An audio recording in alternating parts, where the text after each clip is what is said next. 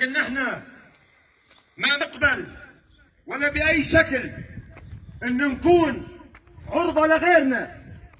نحن ما بنقبل كل ما حدا راح وجه من أولاد هالمحافظة أو بناتهم أو نسوانهم أو رجالهم يتعرضوا للخطر على الطريق، لا بالسويدة ولا بالشام ولا بحمص.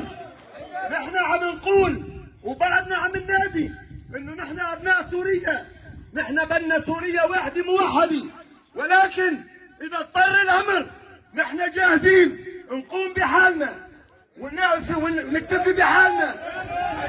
إحنا رجال بنحمل كافة المسؤولية للدولة وللسلطة القائمة انها تقوم بواجبها. وامبارح تم القاء القبض على 6 اشخاص بحمص وعم يتم المحاكمة فيهم ليعرفوا مين الجاني. بدنا حقنا، بدنا حق ابننا ودم ابننا. اولاده ما عندنا استعداد انه يعيشوا بلا بي يتامى.